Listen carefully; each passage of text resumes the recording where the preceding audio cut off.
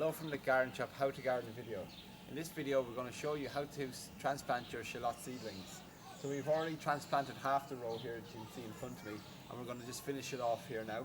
So I have a string line down so I get a nice neat row. We have our shallots that we had grown earlier in the year. These were sown in February and now it's April and it's time to transplant them out into the garden. So what you want to do now is firstly prepare your soil, which we dug over earlier in the year, adding a lot of farmyard manure. Now I'm just going to dig a hole here, and when you're transplanting your shallots you can space them between 10 and 15 centimeters apart. So you want to just prepare the hole first. Now these shallots have been hardened off and well watered before transplanting. So I'll just take one of our plants here. So I'm just pushing the cell tray from beneath, and now I'm just grabbing the shallot by the root ball, really, not holding the roots or the stem. I'm just going to place it directly down into the soil here. I'm just holding the leaves gently, just filling it around the plant itself and pressing it into the soil. So we just continue that process now, coming 10 to 15 centimeters across, digging a hole again.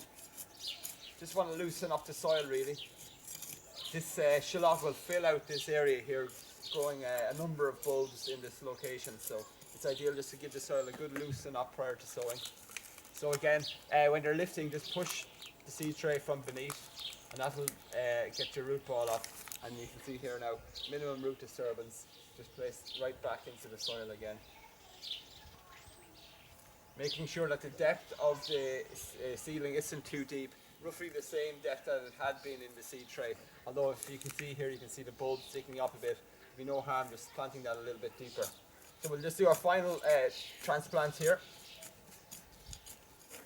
So loosening up the soil, and we'll just take this one here. Now there's a few growing here together, so I can just thin this out now. Just remove the less healthy ones, and then we'll just place this guy down into the soil. So that's the process then. Finally then, as always, you want to give them a good soaking in, so we're just going to use our watering can now and run it up and down the row.